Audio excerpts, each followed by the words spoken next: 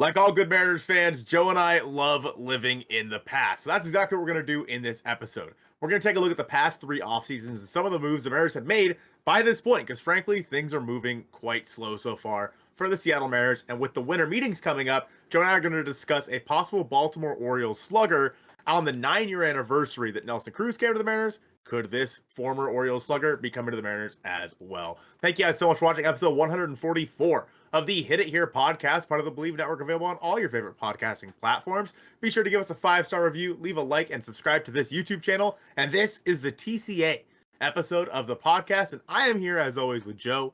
It is December now, Joe. It's getting a little chilly. We're getting a little festive. Ho, ho, ho, as the sign says, although it's probably backwards, too, so it looks like it says O-O-O. No, it is forward? Okay. It is reading how it should as ho, ho, ho.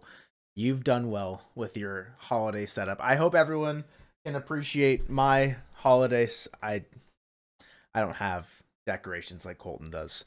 I don't got the little knickknacks and stuff like Colton does, but that's okay. Colton, we, as you said, are taking a trip down memory lane.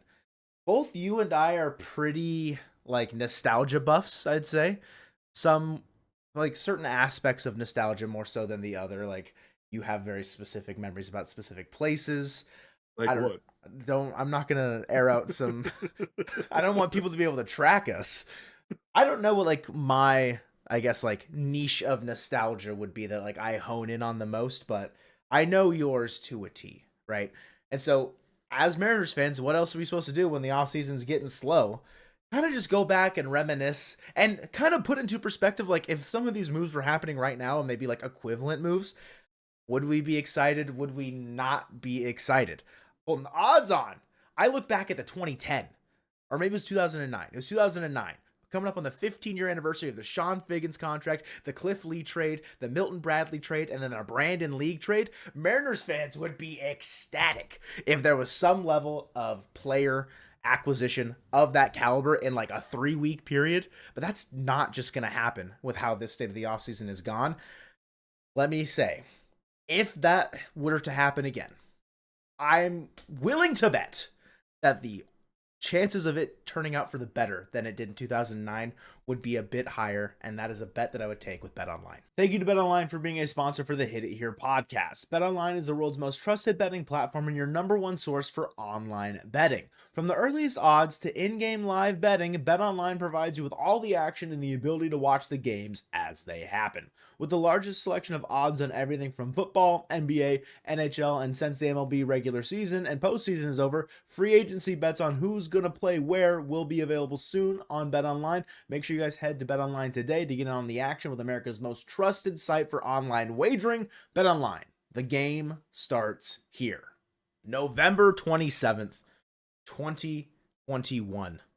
The Seattle Mariners acquired second baseman Adam Frazier from the San Diego Padres for a package of Ray Kerr and Corey Rozier. Two players, if I'm being honest with you, back then, maybe I didn't know their names. I probably didn't. I know Ray Kerr now, but the outfielder, Corey, no idea who that bro is, if I'm being 1,000,000,000% honest with you.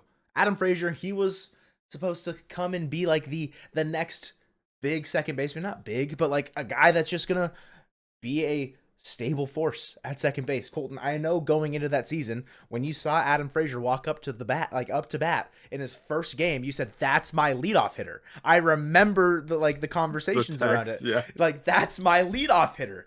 And boy, and I think he hit a triple in that game too. Probably. It's just how the mighty fell in 2021 or in 2020 in the 2022 season with Adam Frazier, just not fully living up to the hype, and that is a continuous trend that we'll see as we kind of reminisce on the off seasons. But Colton, there is another move that happened before December 1st in 2021, because as you keyed me into, because I kind of forgot about it, the lockout happened and the Mariners signed, coming off of a Cy Young, Robbie Ray, on November 30th. So within 3 days, you get your second baseman for the entire season that, was an all-star the year before, and you're getting a Cy Young Award winner. What is the equivalent of that right now? Is that like signing Ha Sung Kim? No, it'd be better than that. I mean, Nah. dude, Frazier hit 305 in 2021 with a 114 OPS plus. Like Kim was It, not good last year.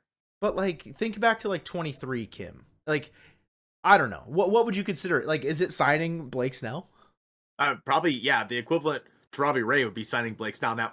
Now we all know how these contracts worked out for the Mariners. They didn't, although Adam Frazier does have one of the biggest hits in Mariners history. Mm-hmm. But we know that he wasn't great. We know, of course, Robbie Ray, the faded, home run he gave up to Yordan Alvarez.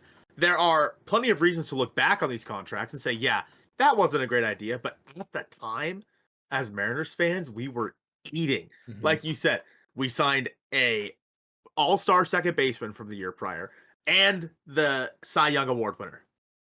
Again, it'd be Blake Snell, and then I don't know, it might be like for the Mariners, I would say maybe acquiring like Bo Bichette or something like that. Like, okay, maybe. Yeah, it's hard to equivalent, and also like obviously the team needs now are much different. Like Right. these moves don't necessarily. I mean, the trade for Adam Frazier translates because there's still a hole at second base all these years later. But like the need to sign a Cy Young Award winning starting pitcher is not nearly as high as maybe as it was in 2021 going into 2022. Of course, it's always good if you can sign those quality of players. Like I'm not going to sit here and say like if we signed Blake Snell, I'd be mad. Like, that opens up avenues. Do I think it's like the most necessary move? Not necessarily. It's just like how team needs kind of differentiate as years go on. Like you'll think back of like that trade made sense obviously like in a vacuum for its time. It's a product of its time. A lot of these transactions are like how I was talking about in 2009, the Sean Figgins, Milton Bradley, Cliff Lee, Brandon League. Like imagine those guys now, and then should they just not pan out, like how that would reflect on the coming years. Like it would completely like derail a lot of the production and growth that the Mariners have taken going forward. But yeah, 2021, just like the end of November, it was hitting. It was feeling good. Yeah. And even then, one of the most famous trades in Mariners history to this point was acquiring Mitch Haniger and Gene Segura. That happened in, what was that, 2016? Yeah. The offseason of 2016. And it's like the Mariners, again, that was the 23rd of November, the day before Thanksgiving. Like, we're sitting here on December 1st. The Mariners, the biggest thing they've done is non-tender Josh Rojas far. They didn't pick up Polanco's option. That's true. That's the other bit. Yeah, that is true. There's a couple of big things they've done so far, but Big. you look back on the big, yeah. You look back on the years and it's like, man, looking at the offseason as it's been so far for the Mariners, this really sucks. This has been really, really slow. Again, we mentioned earlier that 9 years ago, the Mariners signed Nelson Cruz on this date, on December 1st. Was it 9 or is it 10? It was 2014, wasn't it? It was 2015. He signed with the Orioles in 2014. 2015 was his first year with the Mariners. 2014 was the year they signed Robinson Cano. But isn't it the offseason of 2014 where he, like, December 2014? Yes. Maybe you're right. Maybe it is 10. Anyway, nonetheless, doesn't matter. So then moving on now to the offseason after the Mariners had made the playoffs. So after 2022, they went out and acquired Teoscar Hernandez on November 16th, a guy who had just tormented them a little bit in the American League wild card, a guy who was going to fill in for you in right field, a big power hitter in the middle of that lineup to hopefully then pair with Julio Rodriguez. And you're looking at Teo as kind of a middle of the order bat for you. Again, we know how that turned out. But then after that, the Mariners went and acquired Colton Wong on December 2nd. So the day that this is getting posted, the Mariners acquired Colton Wong coming off of his two best years, by the way, for Abraham Toro and Jesse Winker. So that was cool. Like, whatever, I'm down for that. And they got Colton Wong thinking that he was going to be, again, instead of Adam Frazier, we're going to get it right this time.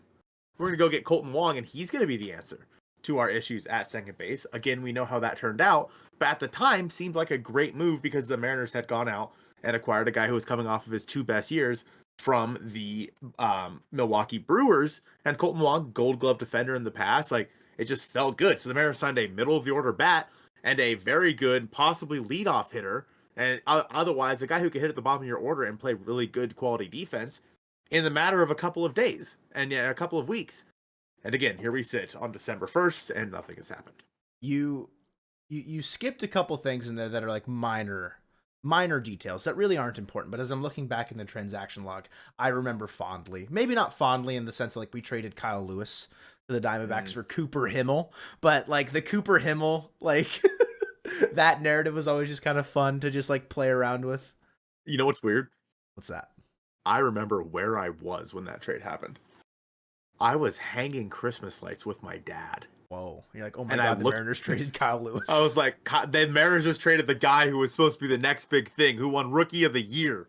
Yeah. And it was wild, dude. Speaking of being nostalgic. Yeah, exactly. We're living in the past. Kyle Lewis is 2020 Rookie of the Year. Let's hang the freaking banner. They also signed Trevor Gott on the 30th. Oh, wow. Yeah.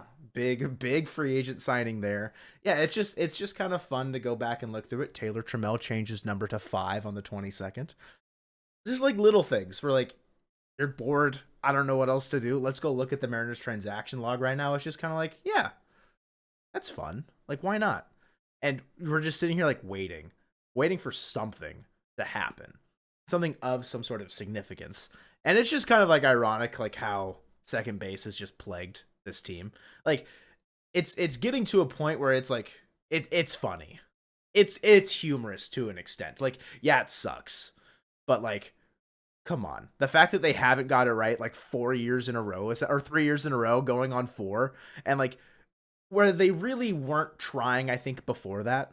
Like, not to discredit the players that were playing second base between Cano and Frazier. Like, Shed Long Jr., is he really, like, pushing that? I know he's your guy. I get it. But, like, it's just kind of funny to me. I also will say there is, I think, a bit of, like, a caveat here. And one that might get me some flack. But similar to how when the Mariners acquired Castillo, and everyone's like, why aren't the Mariners making moves? Blah! Had they not acquired Castillo in the middle of the season, they probably would have done something early in the offseason. Had we not acquired Randy Arozarena at the deadline this year, maybe we would have done it already this offseason, right? Like, that's kind of, not to like give excuses to like the offseason moving slow, but that could be something in my head where I'm like, okay, maybe that's why something hasn't happened. I'm still bored. I still want things to happen. I don't care about the 2 arms they added to the pile. Like, that's not really doing it for me at this point. In a like 6 months time, in the middle of June, when they're shoving, maybe I'll look back on this. I won't remember it, but someone will be like, remember that time on this podcast on December 2nd where you said you weren't excited about Adonis Medina? Then they can remember this, and then I'll remember it in turn. But like the 2022 offseason, like, we were so excited about like what Teo was going to bring to the table. Like, we were so excited. Maybe, you know, got a little ahead of ourselves with Colton Wong. Like, maybe some of the defensive regression stuff was there. I don't think the bat regression was there, like any signs of that necessarily. But like, we know now, looking back, like, wow, that was terrible. That was absolutely horrendous. Something that is a lot of just very negative emotions attached to. Last offseason, on November 22nd, 2023, all good vibes were just stripped from the Seattle Mariners when they traded Eugenio Suarez to the Diamondbacks for Sebi Zavala and Carlos Vargas. Yeah, that one hurt, man. I mean, this was a time, this part of the Mariners offseason and last offseason was one that we had some thoughts. Mm-hmm. We had our biggest live stream ever. We'll talk about that here in just a minute. The Eugenio Suarez trade went down, and that's some of our highest viewed videos ever, because frankly, people were a little bit shocked. Like, that it felt like the Mariners were kind of selling at this point, like selling guys off, because frankly, they hadn't done anything yet. And we all know that last year's offseason was split into kind of 2 parts. It was split into the money dumping and what was going to happen with like the RSN and whatnot. And then come, you know, Christmas time, then they signed Mitch Garver, the Polanco trade came along. Again, in hindsight, didn't work out. But at the time, we were all ecstatic. This is one of the trades that hurt probably the most in recent years, because I love Eugenio Suarez. He's the coolest dude in the world. And obviously, there were moments during the season where the people like Diamondbacks fans were saying, cut him, get rid of him. This like year, DFA, yeah. Gino, yeah. And then he turned it on and became one of the best third basemen in the second half. Oh yeah, like second half Gino went crazy.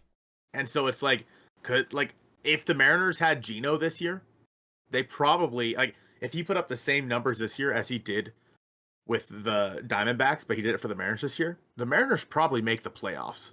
Like, that is how the Mariners missed by 1 game. Like, that's how big of a game changer it would have been if they would have just kept Eugenio Suarez.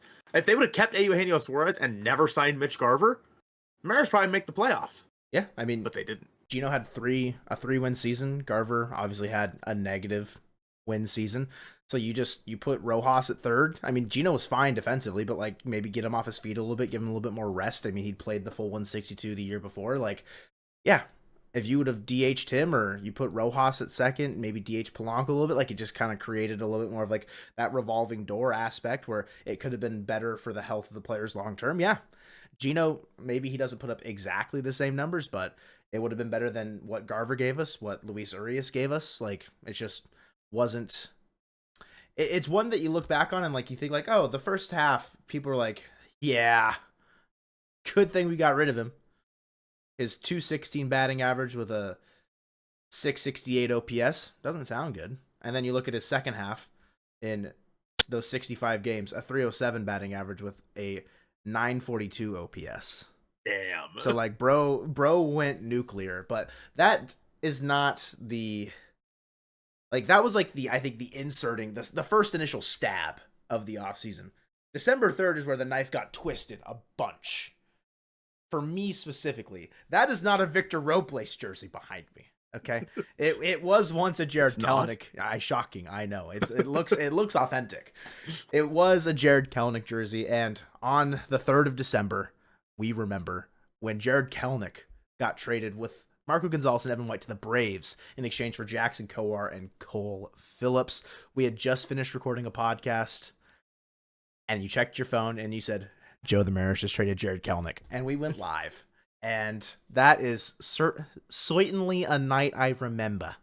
It was a time. I mean, looking at it now, like Kelenic did not have a good year in Atlanta. Oh, yeah, no, absolutely not. Like the money that you got off the books by getting rid of Marco and Evan White, sure, it helped you sign Mitch Garver who didn't do anything, but like in that same vein, like it almost has become like a wash of a trade. And like Kowar should be back this year potentially.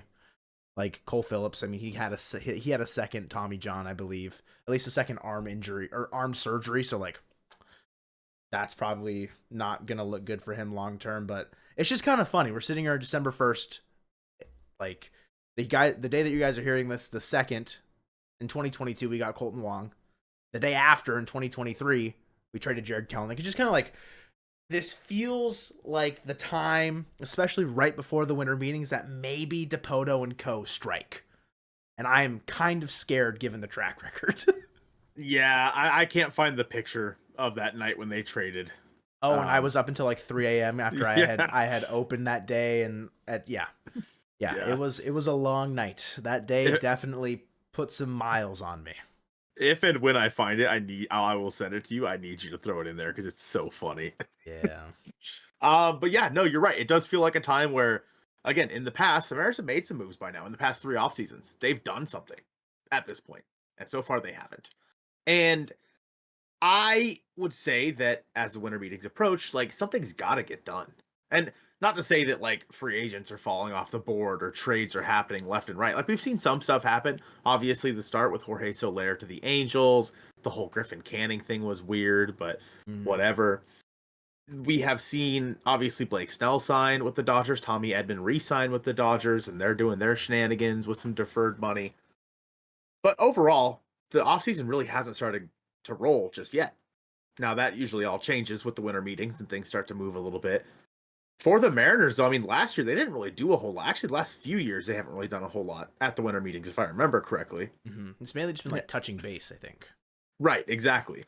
And I think that between now and the winter meetings would be a very good time to make some sort of addition. I'm going to call it, Joe. Let's make a bet.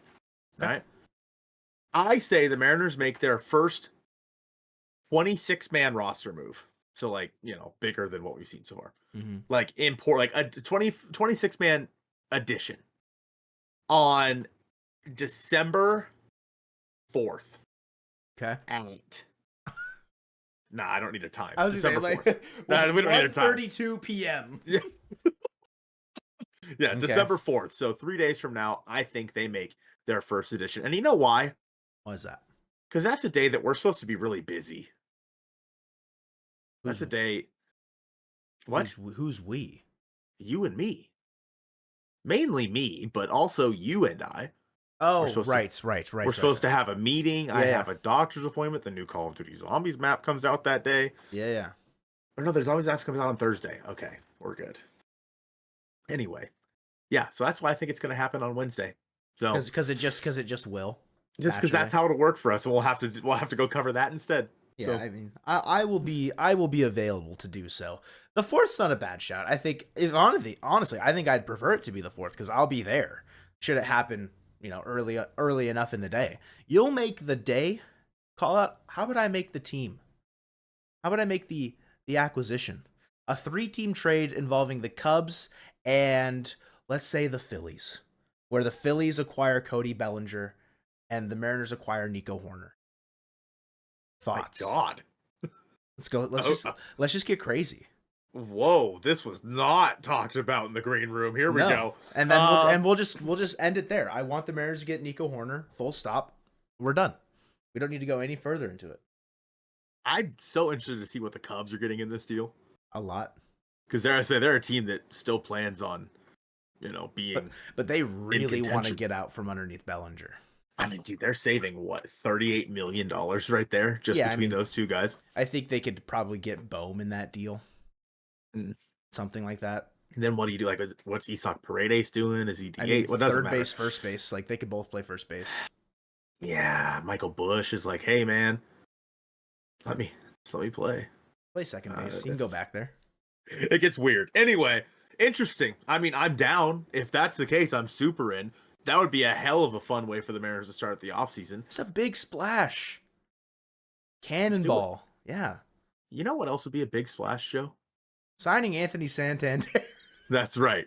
Signing Anthony Santander, a guy who's mainly a DH, who can play the outfield a little bit, but should just be a DH, brings back memories when the Mariners, coming from Baltimore as well, signed Nelson Cruz, a big bopper for the Baltimore Orioles, who had been an all-star the year prior. Signing Anthony Santander to be your DH in 2025 would hit. Now, are the Mariners going to spend that much money? No, probably not. But we like living in the past, and is there a tiny similarity here and a tiny similarity here? Yes, there is. Therefore, we're going to talk about Anthony Santander, who is coming off of honestly, probably his best year with Baltimore, where he had a 2.9 WAR. He hit 235, 308, 506 with a 134 OPS plus. He hit 44 home runs with 102 RBI. He doesn't actually strike out as much as I would have thought. Below league average, which actually surprises me. When the Mariners signed Nelson Cruz, he was coming off of a 4.5 WAR year. He hit 40 home runs, hit 271, 333, 525 with a 137 OPS plus. Another guy who didn't strike out a ton. Definitely had some strikeouts in his bat, a little bit more so than Anthony Santander. But nonetheless, it makes sense for the Mariners to go out there and acquire somebody like this. Will they spend the money? Probably not. But if the Mariners went out there and signed Anthony Santander today, I don't know why I said it like that. Anthony Santander. Yes, it would be actually quite exquisite if the Mariners did sign Anthony Santander this offseason. I do believe that it would be an exquisite addition to the lineup, mainly because we're talking about grassy straws on either side here. The first time Nelson Cruz finished for the top 10 of the MVP voting was the year he spent in Baltimore right before coming to Seattle. Ironically enough, Anthony Santander also finished within the MVP voting, MVP 14 for the first time in 2024 with Baltimore. Very interesting indeed. Yeah. I just wanted to grasp at straws like you did, man. I thought it'd be fun. I don't know what it would take. I think it'd be a good fit. A left-handed bat. Switch hitting bat. T-Mobile Park. Oh yeah, that's right. Switch hitter. That's right. He is a switch hitter. He should just be a lefty. Sure. He shouldn't be a switch hitter. Be a lefty, I don't know. I think he's gonna take that. He's gonna take that to heart like Cal did, and he's gonna go pop off against left-handed pitching. I don't think he's bad against lefties. Last year, had a 793 OPS against lefties and 822 OPS against righties. Like, I get what you're saying is in the sense of like you want that lefty loopy swing more so playing out to right field in Seattle, and I do agree in that sentiment, but. I think it provides a little bit of flexibility. talking about how much money it's going to cost, probably anywhere between like 18 and 20 million. The Mariners are going to do that? Probably not. They need to clear up a little bit more if they do. How do they do that? Well, it doesn't sound like they want to do that since they're planning on the Mitches bouncing back, etc., etc. He would be a good addition. And I know there's probably a little bit of concern about the on-base percentage. It was only 308 in 2024, but like you said, he doesn't strike out a ton. Like, he doesn't have to walk a ton either. He just provides a lot of run scoring opportunities because he hits the ball hard, specifically. Yeah, the batting average isn't great, 235. It's the lowest of his career when he's like actually being a legitimate ball player. But like, it's kind of like right on par with like his career average of like 246. So I think he comes to Seattle, hits 240, hits 30 bombs. Like, yeah, I think you take that every day of the week. And if he doesn't have to play right field, he can just DH. That's fine. I mean, what'd you get out of DH last year? Not that. Nothing. And so it's like, could you get something better? Yes. Is it worth the $18 million to $20 million? It could be. It also could not be. This could be a Sean Viggins level signing, or it could be a Nelson Cruz level signing. We won't know until it happens, but it probably never will.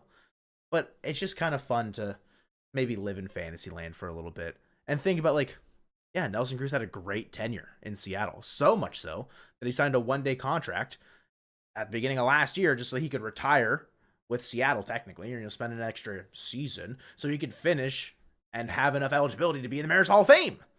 Are we looking at that same track record for Anthony Santander? We'll know in 5 years' time.